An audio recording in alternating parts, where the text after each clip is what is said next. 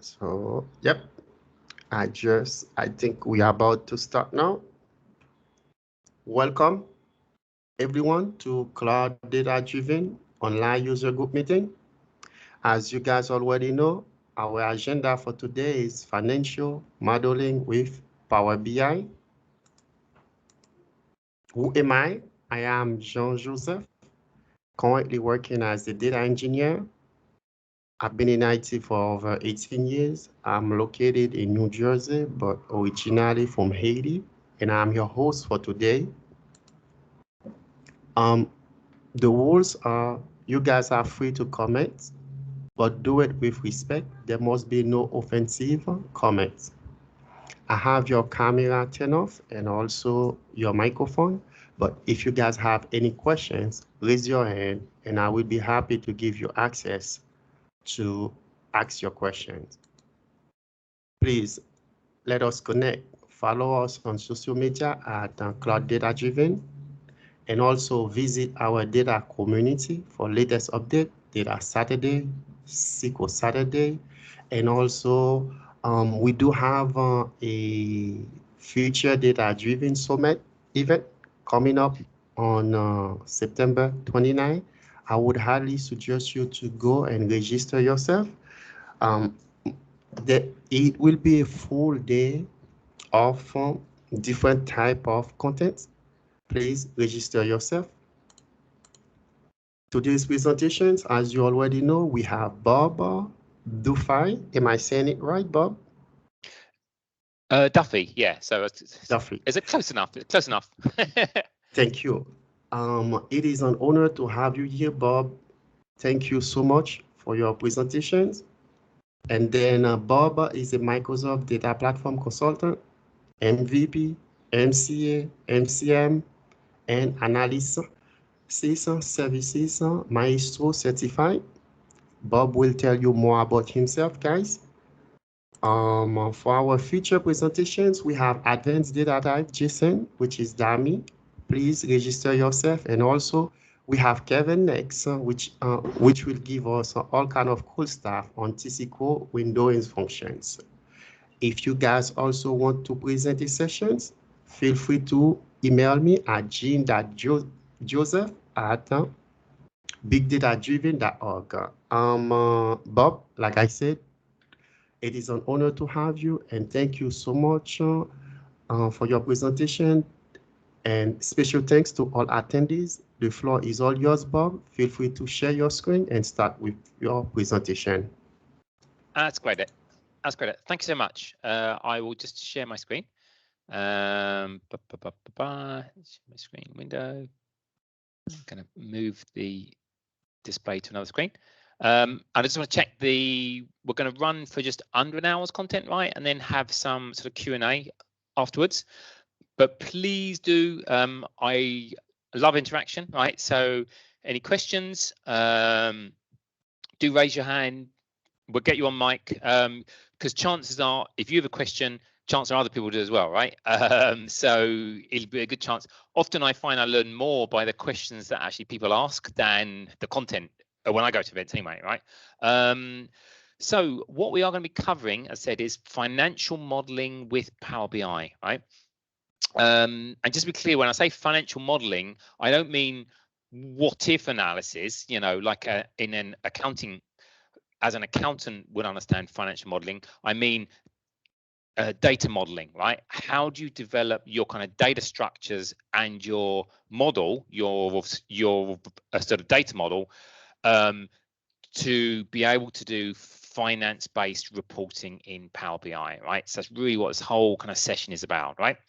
As I said, do stick your hand up if you have any questions, and I would love to sort of dive into it. I do a lot of this for a living, so I should be able to answer questions on it, I'd hope, right?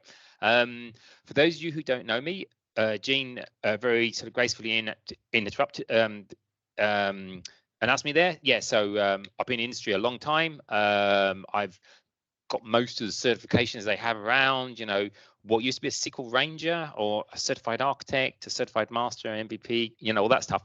But what's really relevant for this talk isn't that, is that for a living, I work as the sort of principal architect in a firm in Ireland, and we help enterprise customers implement data warehouses.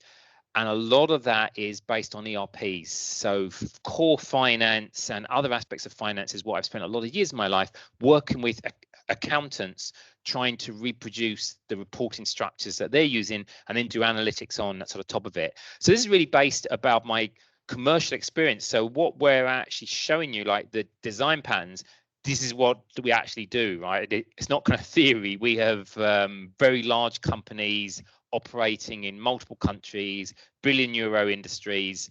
This is how we do it for them, basically, right? This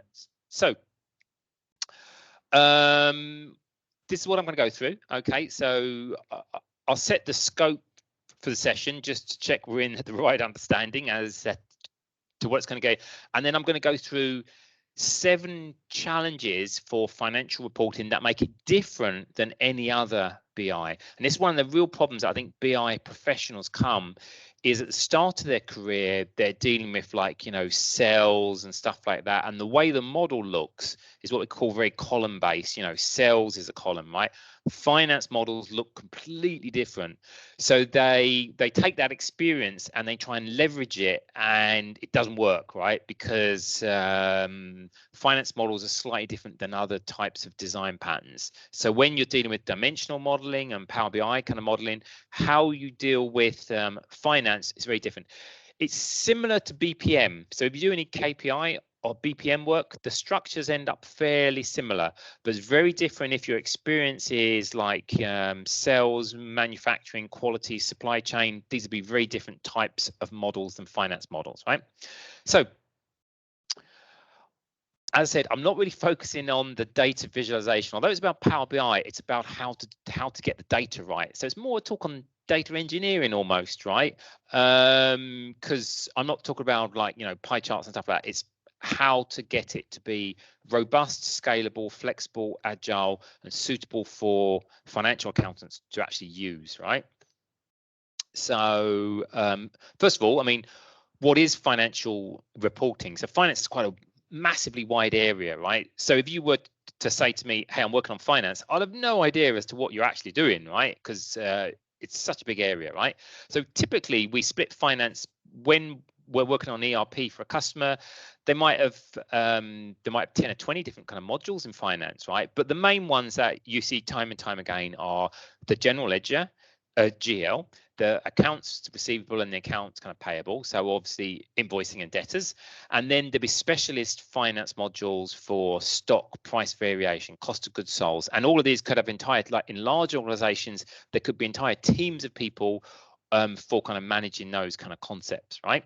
Now, the bit that we're going to focus on is general ledger, right? That's always where you start, right? Everything else is really the detail beneath the general ledger, and they get aggregated up to the kind of general ledger, right? So we always implement the kind of general ledger first, and then the other modules are the more sort of detailed analysis there, right? And out of the general ledger, there's what I call the holy sort of trinity of the reporting, right? Your profit and loss, which in America you generally refer to that as the income statement, but in Europe we kind of call that P&L, right? Your balance sheet and your cash flow. If you can produce these 3 reports smoothly, cleanly, quickly, and up to date, you'll have happy accountants, right? So that's always the sort of starting point, right? So imagine that you've just sort of started a new project, right? And it's like, hey, we got to implement financial reporting in sort of Power BI. The first thing that you're going to get is a spec from the financial accountant, right? Now, they're not going to give you a paper spec. They're basically going to give you a spreadsheet that is a prototype, right? So they're going to give you a prototype. It's going to look something like what I have on screen. It's hopefully going to have an example of what the end kind of product is, and hopefully all the numbers are real, right? And then they'll have some explanation as to where those numbers come from, right? Some of the numbers will be general ledger codes, right? Or account codes, right? So in finance, everything is posted into a GL code. So effectively a debit and a credit. There would be an asset and a liability account for every sort of transaction, right? And each line on the report will either be one kind of GL code or more commonly a range of GL codes, right? Now, if it's a well-designed finance system, they design the GL codes like a good network administrator would design a subnet. Like this range is for that purpose, that range is for that purpose, right? But like the real world, it gets messy as well. So you could say, for example, range 6,400 to 6,800 is for administration, but there's one in the middle that's not administration, or 6,920 is also administration, right? So sometimes the ranges aren't clean and sometimes there's kind of multiple ranges. And that's what I would call basic rollup or summing. You just really group in those kind of general ledger codes into the reporting structures, right? And then on the report, they'd have calculations, right? Some of them are subtotals. Now, accountants, for some reason, always think backwards, right? So they would say to you, I want net invoice sales. And you say, well, what is that? Right? Because you immediately think it's a measure. And they're like, well, that's gross sales minus discounts. So they give you something further down and they say, well, can I subtract that, right? The golden rule is to think a bit outside the box. In actually, that can be expressed as a running sum, right? It doesn't have to be the figure beneath that minus that. You could just say it is a running sum, right? So a lot of the calculations on kind of profit and loss, even though the financial accountants do not think of it in those terms, is actually a running sum. And when you get down to KPIs at the bottom of the profit and loss, for example, EDBITA, earnings before interest, tax, and amortization, you could do it the way that accountants see it, which is profit minus this, minus that, kind of minus that. But that doesn't flow very well. You could also just kind of see it as a running sum. So actually, KPIs are running sums as well, right? Sometimes you get custom roll-ups. So a subtotal, if we get this, that's a subtotal of part of the report.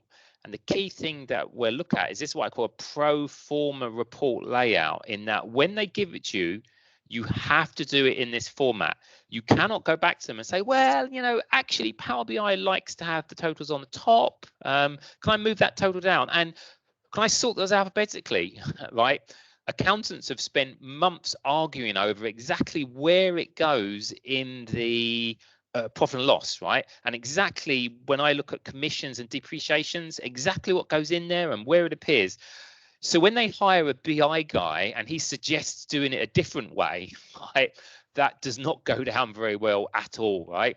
So basically with the profit and loss and the balance sheet, you're there to do a job and someone else has done the design of the reporting kind of structure and you're not going to change that, right? Well, certainly I haven't kind of been able to. Now, once you've designed the report as it was asked for, you can then think about improving it with visualizations, drill throughs, analytics, and all the power of the Power BI platform. But if you can't meet the core requirement, you are toast, and they'll employ someone else who can, right?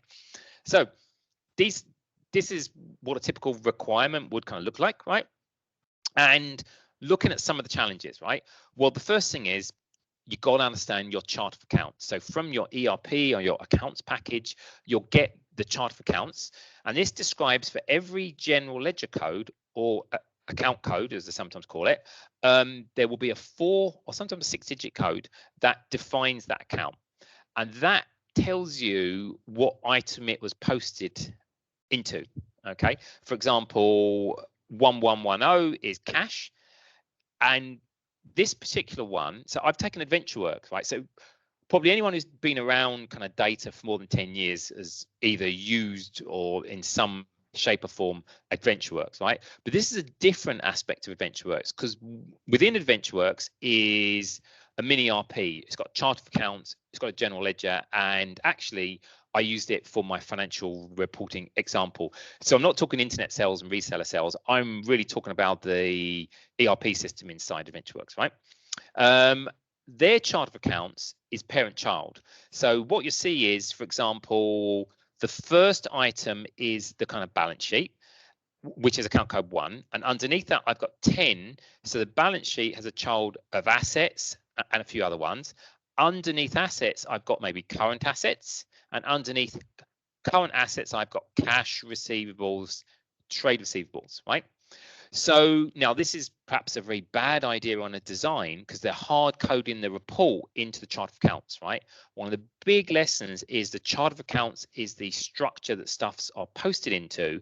It shouldn't be used as the only resource for reporting because other bits are injected in. You know, we talked about those KPIs, running sums, calculated members, and if you only base it on chart of accounts, you're going to miss those added calculations, right? So AdventureWorks thinking that the profit and loss comes out of the chart accounts, in my mind, was a bad idea, right? But you can't really control how the ERP gives you the kind of data, right? So it could come in parent-child. I think AdventureWorks parent-child, QuickBooks is parent-child, but most of the major ERPs would not be parent-child. So SAP, M3, Aggresso, they don't seem to be. I don't know what sort of ERPs people are using, right? So you have to understand, get this, and this then gives you the basis of the report, okay? Now you could, as a starting point, right, first thing you do is find the relevant kind of tables. So within the ERP, there will definitely be a table which has the transactions in, right? Now, it'll either be a very detailed one where kind of transactions are posted kind of daily or as they happened, or in larger organizations, it's an aggregate kind of table. So every month, transactions are posted from the sales ledger into the general ledger, right? And the general ledger is highly aggregated. That makes it good for analytical purposes. And what you find is a bunch of dimensions. The general ledger is by its nature a star schema, right? So you will have dimensions actually coming off it. And the key thing to understand, you know, I said it's very different than sales modeling, is the measures are in the chart of accounts. So every row in the chart of accounts is basically a different kind of measure. So it's a lot more dynamic than your typical BI where your kind of measures are columns, right? It's a lot more flexible, right? The other thing to understand is within the one ERP, when someone makes, for example, SAP, right? They build a product that works in any industry. So the schema isn't given, the schema is dynamic, right? So the dimensionality of the general ledger is defined by the accountants that first implement the ERP within the organization. So they'll have a consultant who would analyze their business and say, well, you need to be posting your data by X, Y, and Z, right? Different industries will have different dimensionality. For example, if you're in sales, you're probably going to have a customer group and a product group, right? If you're in manufacturing, you're probably going to have plant, right? So typically, when we see an ERP, you wouldn't have keys like you would on a dimensional model, like department group key.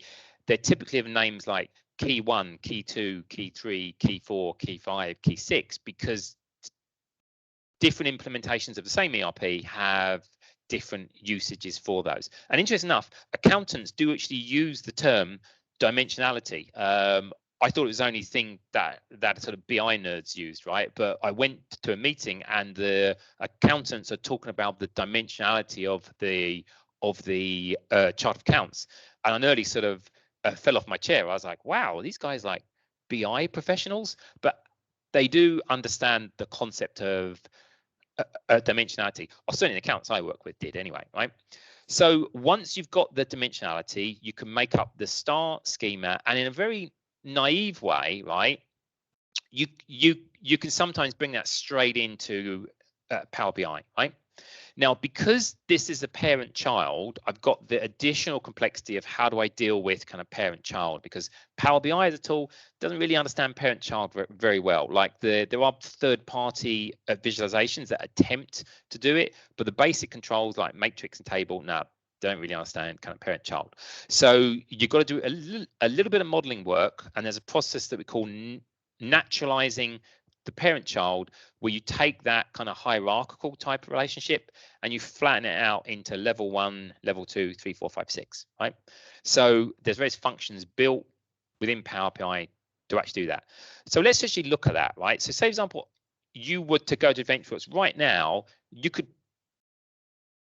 do this in a couple of minutes by using the wizard, right? So I could go to O1 here. I've literally gone to Power BI. Now, I got it from the Power BI database, but there is actually a Power BI. I have got the files for this as well, right? So I'm just going to refresh all. There you go. So you see, these are the base tables with literally no cleansing. Like there's no, I've done a little bit of renaming of columns just to tidy up the names, and I might have deleted a column or two. There's no heavy transforms being kind of done here at all. So it's a very naive next. And when I join that in the model, I'll get this type of lovely star schema view, and I can start to make a report on straight away, right? So here, I've literally done that. I've dragged my chart of accounts. I've made a hierarchy out of my chart accounts. I've naturalized it. And then I can kind of get this report where I can click on the first level. And I've got the start of a profit and loss, right? Now, there's a few things wrong with this that we're go to, but I've got the start of a profit and loss at least, right? Now, let's just look at how I did that how I broke that hierarchy out, right? So if I go to the, say, for example, to the chart of accounts, you'll see the way that it came in is I've got, hold on, zoom in. I've got this parent account key and account key. So that's a parent child, right? So within DAX, there is a path function, and this particular design pattern is very well documented. If you go to the Italians, SQLBI.com, most people call them the sort of Italians. You know, it's a term of endearment, right? They actually have a website, DAX patterns, and there's a section there on parent-child, right? So it's quite straightforward. The path function takes that parent-child, navigates it, and flattens it out into a string, right? So I've now got 1, 2, 3, 4, 5 means this is balance sheet, assets, current assets, inventory. And then the DAX function path item takes a particular item and gives me that key. So path item 2 in 1, 2, 3 is 2, and so forth. And then once I've got the key for that particular depth, I then do a lookup to get the name. And then I get this lovely flattened level 1, 2, 3, 4, 5, 6, where I've now got a better hierarchy that's not a parent-child. And I can actually create a hierarchy from that. And then within a couple of clicks of the mouse, I can make a report. So here I drag on my account. And then now I'm going to make that a probably a matrix to get the hierarchy effect. And then I go to my general ledger to drag on the amount. And, you know, I've got the bones of what could be considered the start of a profit and loss, right? I might want to bring the report on to just select the income report, okay? Now, keep this in mind because it's just a starting point, right?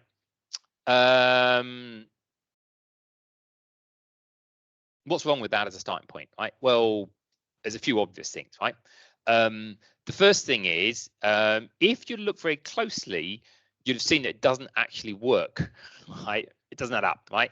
Because if you look at the numbers, I made sales of 1.2 million, and my cost of sales were 400K, right? So schoolboy math says, well, my kind of net margin must be about 800K, right? And then if my operating expenses are 743, I can't have more than 30K of profit, right? But it says I've got 2.5 million of profit because it's adding up the expenses rather than subtracting them, right? So effectively, the problem with most ERPs is because of the way they internally have a debit and credit, they're going to see your liabilities as a positive because it's a posting into a liability account. So what you've got to do is invert that so it makes sense, right? Now, there's a few different ways of doing it, right? One, you could write a DAX measure and say, well, something like if it's a liability, make it a negative, right? Now, we would not recommend doing that at all, right? The problem is when you put DAX on your report, you're slowing down the report. So we call it death by 1,000 kind of paper cuts, right? So every DAX measure that you put on the report, you're kind of slowing it down, right? So what we want to do is push that operator down, before anything else is done. So in the MOLAP days, we would probably call this a unary operator, right? An operator's got to be done before anything else. And we want to do that at storage level, right? So we definitely want to do it at ETL time and not at report time, right? And there's two ways of doing this. One, if you're doing it within Power Query, so if you're sucking the whole of the data from the ERP direct into Power Query, then obviously doing it within kind of Power Query makes sense. And within the M language, you can add a conditional column and just very basically have an if statement, right? So just to show you that, if I go to B here, if I just go to my transform data, and then I go to my general ledger, you'll see apply operator. I've just actually put it a step. I've just put a conditional column that has a formula. If account type equals expenditure, then multiply by -1, else multiply by 1. And then what I do is I take the base column, the amount, I create another column called base amount that has that formula in it, and then I hide the original column. So I've now got a calculate column in the Power Query, so at report time it hasn't got to be calculated, right? Now we wouldn't do it this way. On most of our solutions would have a data warehouse underneath of it. So if you're bringing it into a SQL Server data warehouse, you're probably going to do this at ETL time, right? But if you don't have a data warehouse, if you're using a mashup or something like that, you obviously do that in Power Query, right? Now that's fairly basic, right? Let's look at, so once you've cracked that problem, you've then at least got a report that gives them the right value for their kind of profit and loss. So let's look at the next problem with our naive kind of next kind of model that we brought up, right? Ragged hierarchies. Now you only get a ragged hierarchy problem if you have hierarchies of different kind of levels, and this does happen on all our systems because some of the elements on the profit and loss are single level, right? So say, for example, taxes or a subtotal, you only just want that one item and there's nothing that goes underneath it, right? Others are a hierarchy where they're two level. So sales could be split into, trade sales and internet sales, or internet sales and reseller sales, right? So generally, most ERPs I see are always two level, right? But the EventuWorks is actually a 6 level, right? But you have taxes here that I've highlighted that's only a 1 level, but because it's a 6 level hierarchy, you get this horrible effect of just empty. Now, in the old kind of MOLAP days, there was native support for ragged hierarchies where you could set a property of the kind of data model and it automatically hid the kind of child members if they're empty. PowerBI doesn't quite have those features in a supported way, right? So we generally develop some code, some kind of DAX to help kind of with that. I'll show you sort of DAX that we use.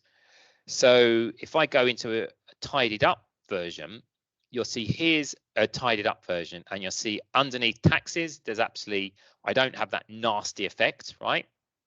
Even if I turn on the plus or minus icons, you'll see that when I click plus, nothing happens, right?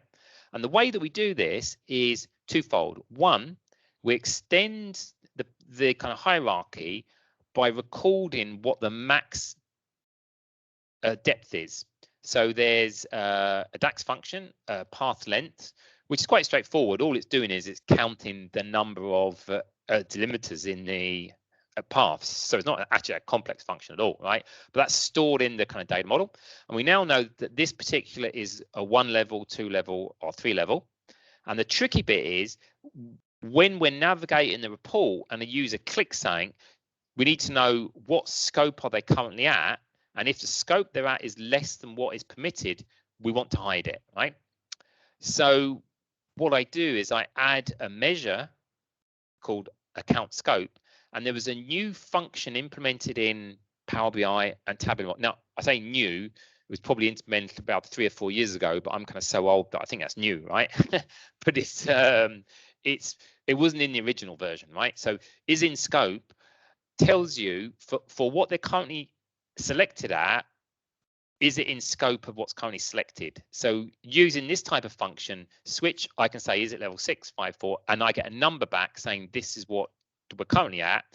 And what I would then do is decide if I was going to hide the account and say, if the scope of what they're currently doing is less than the depth of the hierarchy, I'm going to return 1, and it's implicit that otherwise I'm going to return a null. And then all we do is we take when we do the formula to show the amount, we multiply that by this kind of measure, so it gets multiplied by a 1 or a null, right? It's a very long-winded way of doing hide children in a ragged hierarchy. Now, I think this design pattern is kind of documented online and stuff. So hopefully, if you're lucky, you won't have parent-child, because I say a lot of ERPs don't have them. It just naturally comes out as a hierarchy, right? Oh yeah, look, I've got a link there. I will give you a copy of the deck, which I will share with Gene, and he can forward it around if you want to follow any of the links there. Okay. Okay, so let's have a look at that one. Now, this is where the real heart is, right? The pro forma layout dealing with calculated members, right? So far, all we've got is these physical members like cells and stuff. But remember, I said there's these formulas that the financial accountants have injected, and they're like, no. Line 6 on the report, I want to be equal to this. Now, as we said, it's really a subtotal, but they're not going to speak that language, right? So you've got to convert that language for them. They're probably going to say equals gross sales minus blah, right? But really, it's running sum. So these things in yellow are calculated members, really, right? And what we want to do is to put these into the reporting structure, right? And the problem is they're not in the chart of accounts. So when I first started working, I was like, well, I'll try and artificially put them into the chart of accounts. It didn't really work, right? So what we do now is we throw the chart of accounts away.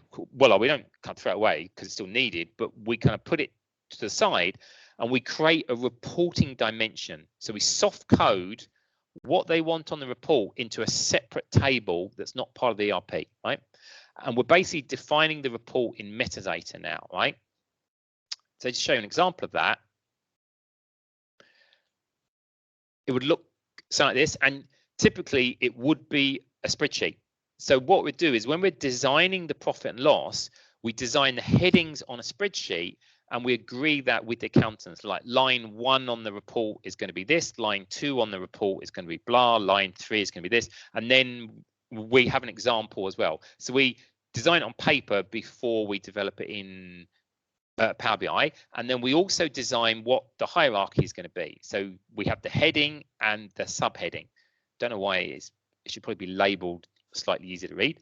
And then we define the operator. So some of them are sums, some of them are running sums, and one of them is a custom calculation. It's a subtotal. It's an arbitrary calculation of this. It equals the sum of that plus that, right? So just to show you that, see this cost of sales? So there's the name of this heading. I've just put a calc 1 within our metadata. There's a convention that says when you see calc 1, read this column and find anything that has a matching name. So it's a way of doing a custom aggregate in a soft coded way without hard coding any code into DAX or anything like that, right? So once I've got this, I've got a soft coded version of the report, but I don't know what account codes make these up. So what we then do is we create a second spreadsheet or a map table that says for every line on the report, what is the range of the general ledger codes that make this up? Now, some ERPs will have this internally, right? So this isn't saying that you should make up outside the ERP, right? You should be able to get it from the internal data structures. So I did this talk in New Zealand a few months ago, and one of the attendees says, oh yeah, I'm working with Dynamics, and he sent me a screenshot of their chart of accounts, and they actually had a field where there was a comma delimited list of the ranges of general ledger codes that made that up. So you could split that out into these two tables, right? Other ones, we do a lot of work with M3, like they actually can have a data table that you can extract, with other systems where it just does not exist, right? The ERP is used for operational purposes for running the business, and it does have a profit and loss that it can render, but it's not the consolidated profit and loss that the business and the execs use. And the ERP doesn't have the understanding as to what that is. It's a bit of a shocker because you're like, hey, the ERP is the financial system. It should be able to produce a global profit and loss, but not always, right? So sometimes this sits outside of the ERP as actually metadata, right? So could be in an MDS tool like, you know, Microsoft MDS. Sometimes it's literally just a spreadsheet on a data lake or a file share where this is the published version of the rules that the accountants have signed off on, and it gets updated every now and then. But what should happen is it shouldn't change too much because it's based on ranges. So say, for example, the accountants introduce a new concept and they say, hey, there's a new type of intercompany sales. Well, when they allocate a general ledger code, as long as they allocate a number that fits within that range, unfortunately it's only one kind of number, but if it was a range, it would just work. It's only when they change the design and the profit and loss that it doesn't work, right? So once you've got these two tables, your report and your map, you can then make up this bridging table. So this is a many-to-many that bridges how the report is seen versus the chart of accounts, right? Now, the Italians would be turning in their grave. Well, they're not actually dead yet, right? But they would kind of raise an eyebrow because anyone who works in tabular modeling or Power BI will know that we frown on many-to-many joins, right?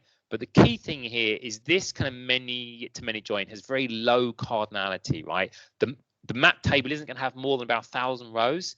And what we get from there is pushing the modeling of the report down to the storage engine and not being done by the formula engine. So the gain in performance is huge. If it was a very large, I wouldn't recommend using a many-to-many on your fact tables, right? No. But so we have great performance with this and a very good experience, right? But this doesn't mean that you should slap kind of many-to-many joins on all your fact tables, right? So the key question is, how do we create this bridge table, this map table, or this many-to-many table? Different people use different kind of terminology, but it's the same concept. It defines, when I show a line on the report, what entries in the chart of accounts make that up, right? Well, if you get only one thing out of this talk, the concept of how this many-to-many table is made is the only thing that's of value in this talk, because everything else you can probably figure out for yourself. But this is the unique way that we do financial, well, I only say it's unique because I haven't seen any other blogs that are talking about it, but chances are there's probably other people in the world who are doing it. And speaking to a good few like peers, you know, they're starting to do it this way as well, right? So we're sort of pushing this as a new way, new improved way to do modern financial reporting in kind of Power BI, right? So you have these three kind of tables as a starting point now. You've got your chart of accounts, which I'm calling DIM account. Obviously, that kind of comes out the ERP. You've got the metadata that you've agreed with the accountants, which is just basically what are the lines on the kind of P&L, right? So that's probably manual metadata, might be no more than 30 rows, right? And then you've got this map table that says for every line on the report, what range of chart of accounts does that come from, right? And to make up the many-to-many table, we're exploding that out, right? For the both for the base measures, but also for the calculated measures. So we're turning a calculation into a data model, so a running sum as an example. So the best thing is to really show you an example of that, because it's quite hard to understand without kind of visualizing it, right? So if I start at line 1 on the report, to show customer sales, I need line 1, right? So line 1, I then go to the rules and say, well, line 1 is the range of accounts that's 1120 to 1200, right? So there could be 80 accounts in there, but according to the chart of accounts, there's only two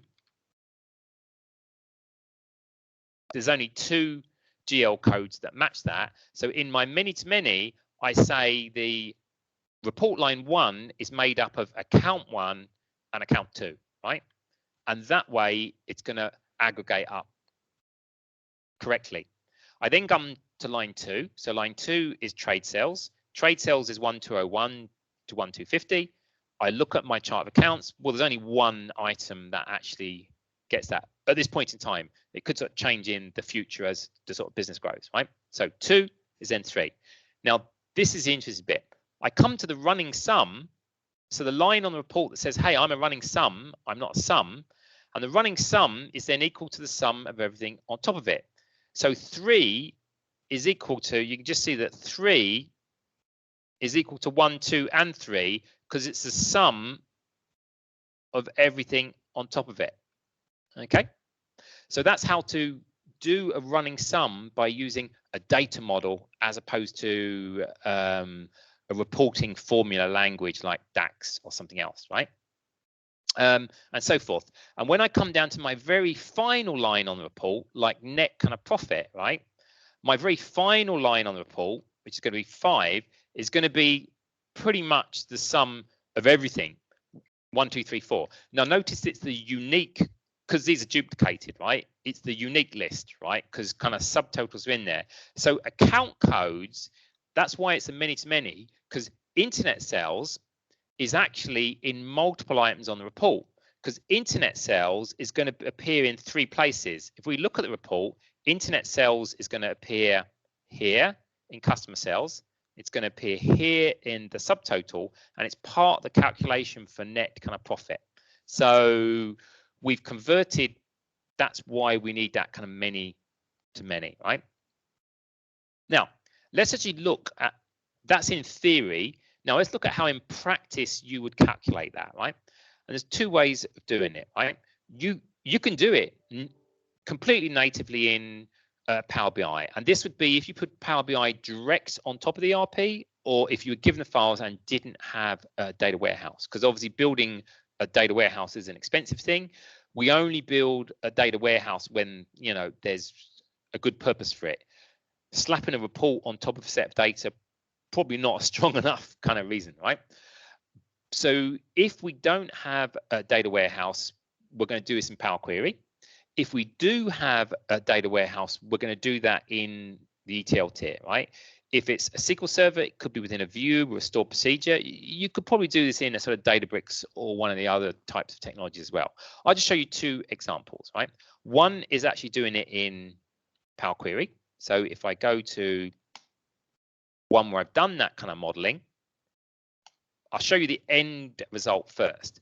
If you look at this particular profit and loss as composed to the first one we did, I'll just show you the first one we did, like the very first one where I just naively got the kind of just on a next directly out the data, looked like, sorry.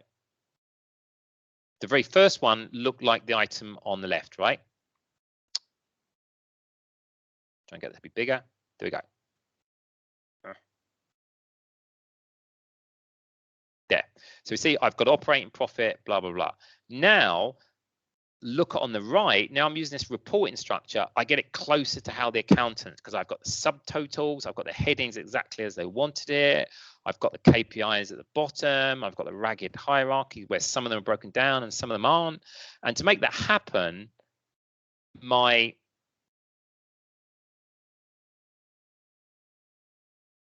we go. On top of my chart of accounts, I've got my bridge table and my financial report. So what we're seeing here is the financial report and not the chart of accounts. At the Power Query level then, how did I create that map table from those 2 tables, right? Well, what I did is I brought in the spreadsheet that had the from and the to ranges. So I know that line 1 on the report is from that range to that range. It doesn't get interesting until line 5, because line 5 is a range. All the others are individual. And then I split it into 2 or 3 groups. Core is where I'm just doing a sum, right? So what I do then is I start from there, and I effectively, within Power Query, you can create a list to say, well, I'm going to convert that into a list object that's from to, and the list objects gives you everything in the range. I can expand that kind of list object. So see, it's 4130, 43139. When I run the expand function, I now get this 4130, 4139. I now get the expanded list. So it's like enumerating it out. So I'm adding rows basically, right? And then I join that onto the chart of accounts, because not all of these is going to be used. So a merge joins onto the chart of accounts, right? And then I expand that. And then I just get the ones that are sums. And then when I remove the columns, I've got my many-to-many table, nice and clean. Now, the one thing that's a little bit complex is just that first step of converting the from and the to into a list, right? And then expanding that list. The reason it's a little bit complicated is if you're a point and click guy, I don't think the expand and to list is in the point and click options. So you kind of got to get your hands dirty and just write this one M function. See this? The each is how you expand the list. So see, like from to, and then the expand list column is how you expand that list, right? But good news is this sample I've got available on GitHub. You can quite happily download this, copy the code as a starting point, and you can kind of figure that out. And then what we do is exactly the same for the running sum. The difference is in the running sum, we're creating a list by saying, well, what's the first line in the report? Well, the first kind of line in the report is 1. So that's kind of a hard kind of coded. Then we say, find the line on the report where I'm currently at, and then create me a list that goes from the first line to the line that I'm at. So between line 1 and line 10, right? And we've now can expand that to get all the lines, merge back on the chart of accounts, and we've now can find the account codes that make up the running sums. And then what I do is when we finally make that many-to-many, if I look at the M function, you'll see it's just a union. I'm just saying take the core rules, union on the running sums, and union on the sort of custom aggregates. So it's the same as a union all if you're in a sort of T-SQL land, right? So that's the most complex thing to get, right? But once you get that, you can get to the final result of the pro forma layout with KPIs, running sums, custom columns. And the beauty of it is all of that messiness is done at the storage engine kind of level, meaning the Power BI kind of level, there's no DAX. And the fastest DAX is no DAX, right? Absolutely, right? So you'll get something that's very quick, and the business can change the format of the report by just changing the metadata. So if they want to change the spelling or have an extra heading or an extra level, you can change that in the metadata without having to write any coding at all, right? So I appreciate that's quite a complex, getting your head around how this kind of many-to-many is built and works, and why you need this kind of metadata table takes a bit of time. But all of these examples I have up on a GitHub Labs. You can download the actual workbook with the actual profit and loss and balance sheet and go into the M code, have a look at it and see. Now, the good news for you guys who are coming from the data warehouse land, who are like, hey, I do all my kind of data engineering in sort of T-SQL, is to do the equivalent thing in T-SQL is much easier, right? Because in M, I've got to use this like each and this expand and this join them back on. Like, it's quite messy. In T-SQL has something that the tabular models are jealous of, right? T-SQL has a between clause, right? Tabular models and Power BI is like, what is this magic? A between clause, right? We have been harping on to the product team for 20 years to ask them for a between clause in tabular models. And MOLAP, even before that, had no between clause. So to do the exact same thing in kind of T-SQL is actually only a single T-SQL step. So this does exactly the same as what that M statement did. So if we can do it in T-SQL, we certainly do it in T-SQL because it's easier, faster, and if we've got a data warehouse, that's probably where we're doing all the transform work anyway, right? So once you've done that, you've got your finished product, right? And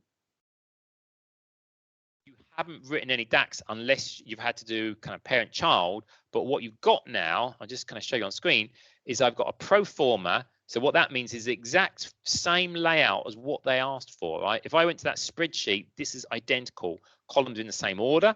Now, obviously, I've got to use the sort feature and have a number to sort by in order to get the sort of logical kind of sort order that they're kind of looking for. I've got the right hierarchy. I've got some things in multiple levels, and I can do this for the balance sheet and for the profit and loss and get them from the same. So produce your entire suite of reports without writing a single line of DAX would be sweet, right? But sometimes you have to write some DAX, and I'll go through when you might need to do that. Budget, right? How you write, so there's no point in having your general ledger and having your actuals if you don't have something to compare the actuals to, right? Because you probably want to have a green or a red light on if it's good or bad on your report, right? So the first thing that you're going to want is budget, right? Now, there's two ways that typically ERPs handle budgets, right? Some of the cheaper ones will just throw the budget into the general ledger kind of table, and they'll have a scenario key that says this is actual budget forecast, right? Most of them will split it out into a separate table, which is probably a better idea because budget tends to have a different grain. And within dimensional modeling, mixing tables that have different grain in the same table is considered rude, right? So, you know, you probably shouldn't do it. But if your ERP kind of does that, then what you've got to do is effectively within the kind of table, find the one that has the kind of budget, use a calculate function to slice it out, right? So you can have one measure for actual and one for sort of budget. So if we go into what we've developed, you'll see that's exactly what we've done, that when we go to the GL amount, and it's probably incorrectly named, it should probably say actual, right? You'll see that what we're doing then is we've got a scenario dimension that just as actual forecast budget. And we're saying whatever you've picked on there, but if you haven't picked anything where assume it's actual, you're going to return just the very basic sum, and we're going to filter out only the actual. Okay. And then when it comes to budget, it's the exact same calculation, but this time we're going to prefer the kind of budget, and we're going to slice by we're going to slice that, and then I can drag on my report the actual budget, and I calculate the variance. Then, you know, actual minus budget over budget, right? So now when I click on these, I can put something like a waterfall chart to say, hey, which of my if I'm looking at EDBITA, for example, I can see that most of my EDBITA came from Canada, and I was actually making a loss in Germany, right? I've got a tiny loss in kind of Germany. So, and my European operations are barely making any profit. So kind of USA is doing well, Canada is doing super well, Europe, oh man, that's not making a lot of profit there. But sales could be completely different. So you see in France, I'm making a lot of sales, but the costs are obviously not great, right? So I can add on my kind of visualizations, drill through, you know, I could say, for example, I want to drill through to see that by department, or something like for a structured drill through, or I could have an unstructured drill through where something like a tree view. So I could say, well, I want to see EDBITA, or what do I want? No, trade sales, but I want to break that down by department. Okay, there's only one department selling it. I want to see what month has that in, and so forth. So if I had a more interesting set of dimensions there, that sort of exploration could be quite interesting, right? So that's one type of measure. The next thing that we'll look at is balance sheet, right? So if you're dealing with the opening and closing balance, that's effectively the sum over all time. So that's really the difference between the general ledger and the kind of balance sheet, is the balance sheet is going to be a sum over all time. Now, ERPs, the entry-level ERPs do it exactly like that. So AdventureWorks, think kind of QuickBooks and a few of the other kind of basic ones will actually do it like that. The major ERPs do not do it on that basis, right? Because if you do a sum over all time, after they got 10 or 20 years worth of postings in, the performance of the balance sheet is probably going to suck, right? And then B, if you have a sum over all time, you're assuming that history isn't corrupted or archived, right? And on major ERPs, corruption and archiving does happen, right? So they generally tend to snapshot. So you might have a snapshot each month or at the start of every year to say this is what the opening balances are. And you can use slightly more complex actually DAX to get hold of that. So once you've modeled your balance sheet, that's then exactly the same as the profit and loss, right? Now, one of the benefits of this kind of metadata versioning is you can then implement different versions of the reports. So this actually just happened to us a couple of months ago. A customer said, well, this is our old kind of balance sheet. We want to change our reporting structure to be saying like this, the exact same kind of numbers, but rather than look at current assets and non-current assets, I just want fixed assets and I want to lump them all in to one, right? So that's the concept of that, right? And I want to change from that structure to the new structure. But you could have, some of the accountants want one format and some of the accountants want kind of the other format, right? So how do you do that, right? Well, what you can do, which is quite nice, right, is if I go to the rules, yeah, so here's an example of a rules kind of table. Say, for example, I got a profit and loss, right? And the accountants say, well, we're going to change this from kind of next year, or one division has got a different profit and loss. I copy that, I clone it, I give it a new report name, like, you know, version 2, and now within the Power BI, here's one I prepared earlier, I can go to the balance sheet and say, I'll go to the report and say, I want to see this version of the balance sheet or that version of the balance sheet. And I can even set it so that different people or different regions, different divisions have different versions of the kind of balance sheet. So that's one of the benefits of the metadata is you can version it and expose that versioning to the financial accountants. Now, the last thing that we're going to look at is, regardless of how well you design your sort of Power BI, right? The first thing a financial accountant's going to ask you as soon as you give it to them is, can I have it in Excel, right? So by developing everything down at the storage engine level and in the model, doing that same thing in Excel becomes easy, right? So let's look at that Power BI report. So for example, I look at my profit and loss. So this is what it looks like. I want to get the exact same thing in Excel using the analyze in Excel, because everything is model based and there's not that much DAX and stuff like that. I can open it up in Excel and it'll give me an empty pivot kind of table. Assuming that most people who use kind of Power BI are well used to this, right?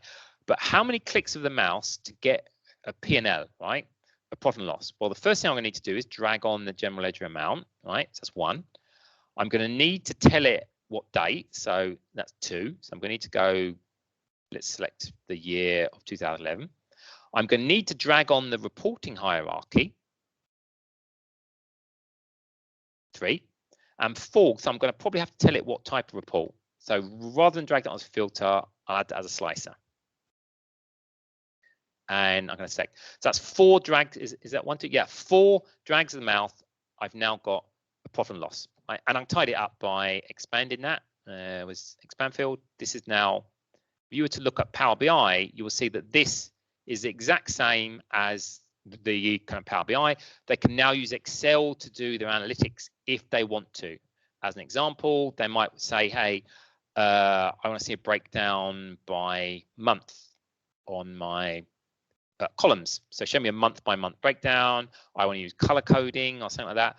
Or I want to go by one of the other dimensions. So depending on the dimensionality of the chart of accounts of the kind of general ledger, I think AdventureWorks has a department, and so I can say breakdown that give me a profit and loss by department. interesting enough, it says the R&D is making most of the margin and the R&D is making most of the sales. I thought most of the sales should have been logged in sales and marketing. So obviously AdventureWorks, isn't quite structurally there, right? But it is a fake company, right? So they couldn't get everything right. I do that by organization. So I can now see how get a separate P&L for France, Germany, and so forth. So that's Excel Analytics, and you see that you can do that in a couple of clicks of the mouse. So to be honest, a lot of our customers who are financial accountants do, even though we try and design nice reports and visualizations, they do tend to do a lot of stuff in Excel. So that is pretty much most of the content I wanted to really go through. The key thing is to get around is how do I build, is soft coding the report lines and building that bridge between the chart of accounts and the report, that many-to-many table. That's the key concept, right? So why do this kind of metadata approach? Well, obviously less kind of DAX means it's faster and more flexible to run, right? And it means you can change the report kind of layouts without opening Power BI at all. You can support those custom aggregations, calculated members, all of the complexities just naturally happen then, right? And the kind of bonus, as I mentioned, is you can do report versioning and quickly changing the kind of structure. So really, this is the secret sauce that's kind of different about how we do financial data modeling that, you know, allows us to do it with less coding and hopefully more kind of scalability. Right, so that's all the content I wanted to really go through, right? Now, when you get hold of the decks, there's a GitHub here. And in the GitHub, there is the sample PBIX. There is an AdventureWorks copy, but I've also got the files. So you can just get them as a CSV or an Excel file. A word of warning, do not download the PBIX and start kind of messing with it unless you know Power BI, right? Because I had a few people at the talk who downloaded it and they were like, oh man, it doesn't work because I can't refresh. And what happened is the path, obviously it's hard coded with a connection string and it was like set to my computer or my kind of C drive. And I assumed that anyone who opened it would know how to change this. So I had to talk them through kind of changing it. So it won't work as an end-to-end kind of model. It's there as a sample, and as a sample, it's not going to have like a deployment kit and instructions. It's there for you to reverse it, engineer and play with, but it doesn't have a warranty, right? So feel free to sort of play. And I'd love to hear if anyone wants to actually implement this type of design pattern. I've had a good few people email me and we've sort of chatted about it. Excellent. Thanks, Gene. I don't know if there's anyone wants to ask any questions on that.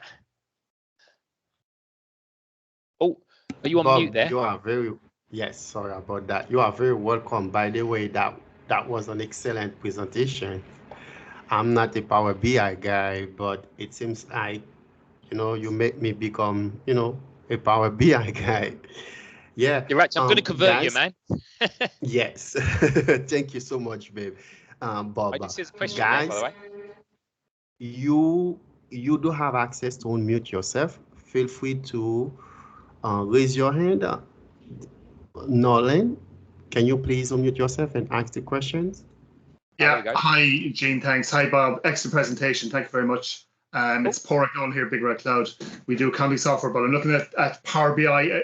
I have a financial model that very much does a lot of what you do there, all built in Excel. So question for you, you looked a lot at kind of single line, single column measures. What about analyzing data over time? We do a thing called a last 12-month rolling measure.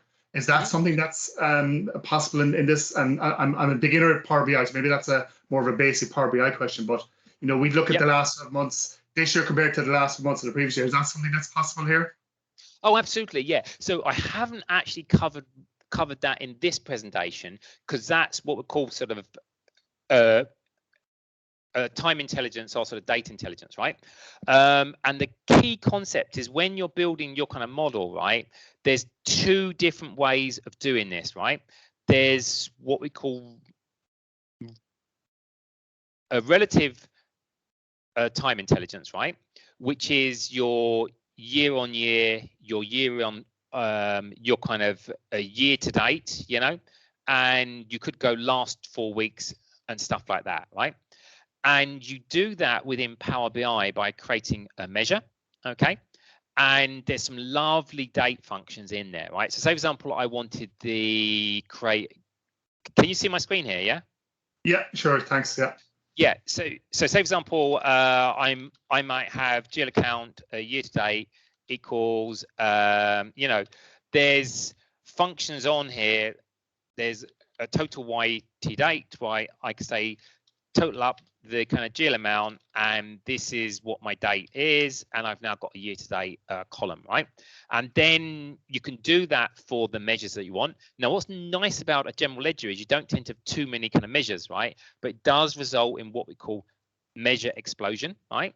So, are you using Excel as a client or Power BI as a client? Excel. I have played a little bit with Power BI, but my model is actually in Excel. Okay.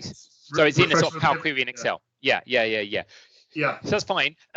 If you're in the kind of bigger version, there is this concept of a calculation group where it does a lot of those calculations for you, but you're going to use this way. Now, there's a more advanced format of this that we call a disconnected slicer, where you then create a dimension called date range, where you give them all the options, you know, year to date, blah, blah, blah, blah. And you have a switch statement to say, well, based on what you've done. Now, if you look at the DAX Patterns website and look for data intelligence, you'll see those sort of concepts. Now, the other date concepts is what we call absolute date intelligence, right? So think about this year, last year, current period, last period, right? Those are absolute terms, right? Yeah. And there is an additional way of modeling those, is you can create a data table to hard code those at ETL stage. So it's just a many-to-many join, right? Yeah, and they're exactly some of the columns we do use for the financial reporting. These kind of concepts are common across a lot of financial reports. Now, if you drop me an email, bob@prodata.ie, I'll show you the sort of data structures that we would use for the date range. Because what we find is a lot of the analytics are on fixed date periods, right? So you can present your users with a list of common options, you know, like, you know, this year, last year, last 4 weeks, but it's all saying last 4 weeks from today. So it's kind of an absolute term, right? Yeah.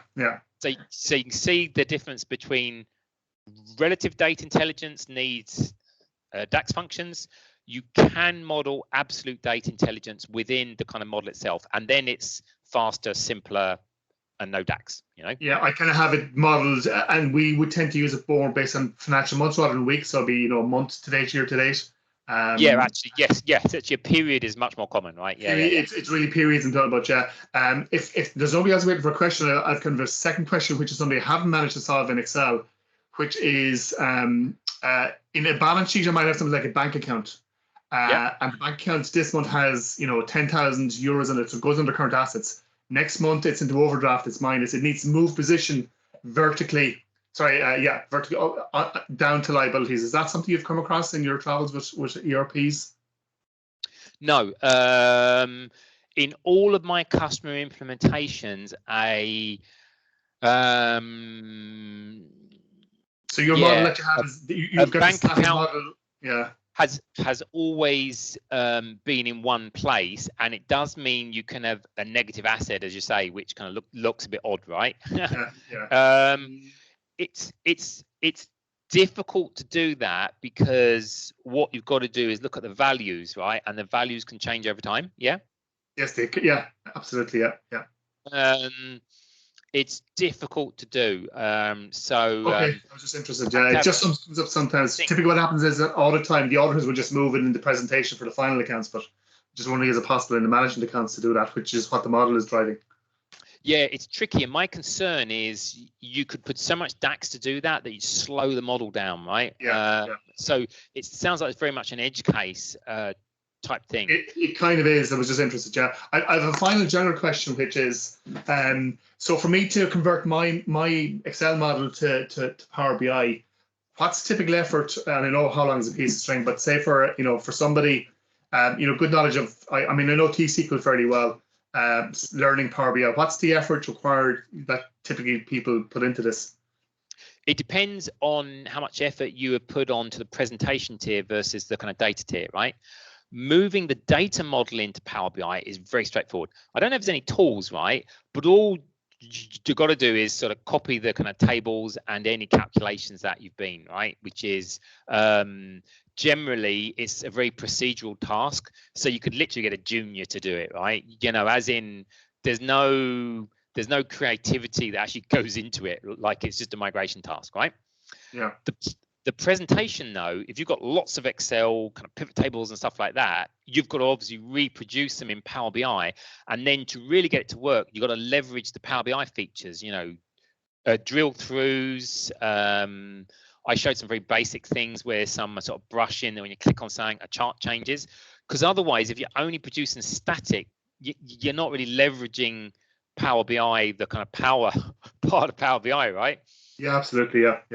So the kind of data model, and then what you can do is once the data model is up in Power BI, you can then produce Excel reports that use that as a centralized kind of model, which is really the weakness of Excel BI is it's running on the kind of desktop. So now there's a centralized version. So for teams, Power BI backend, Excel front end is the first step, and then Power BI backend and Power BI kind of front end is a nice alternative. I think that's a good step approach. Thanks for that tip. I think I'd be interested in doing the first phase at least. Can I ask one final question? I'm sorry if I'm hogging everything here. For the vertical presentation again, sometimes people want gaps. Show your sales, gross profit, and then leave a few lines. Is that possible with this, or unique? Is that a requirement you've come across? It depends. If you're using Excel, it's very possible because in Excel you just drag it and make some more space, right? In Power BI, no, that's very difficult. The matrix view is very limited. So unless you have blank lines in your report, so you could add a blank line 3 and give it an empty definition, right? But from a formatting perspective, now you could certainly change the font, the padding, the interline spacing,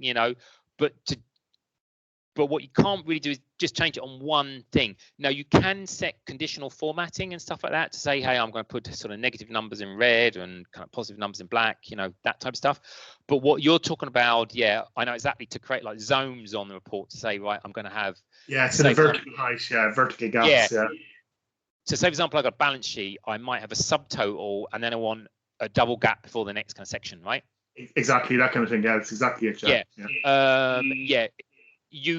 You could embed fictitious calculations that basically had an empty string as their name to simulate that, but the tool doesn't do a great job of that. And that's why there's various tools like Zebra BI where there's commercial offerings that try and give you a better experience for financial reporting because the grid is quite basic, It is, but I think it's a minor point because the functionality is huge compared to those kind of minor drawbacks. So I think it's still worth. Oh, exactly. Yeah.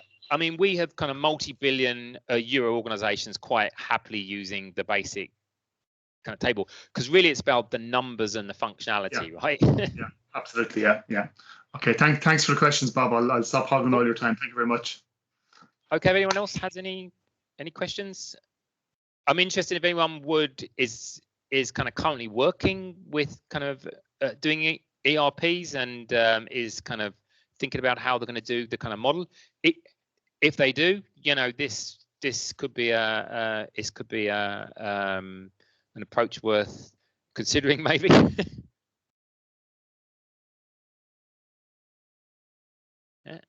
No more questions.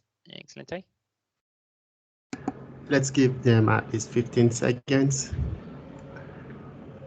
By the way, it is an honor to have all of you guys. And Bob, I'm about to share my screen. So Just for your information. Excellent. Do you provide the attendees with a link to a copy of the deck afterwards or anything? Because I can email them. Would you mind to email them to me and I will share it across? Yep, absolutely. Perfect. Yep, it seems like this is the end. Thank you all for attending our webinar.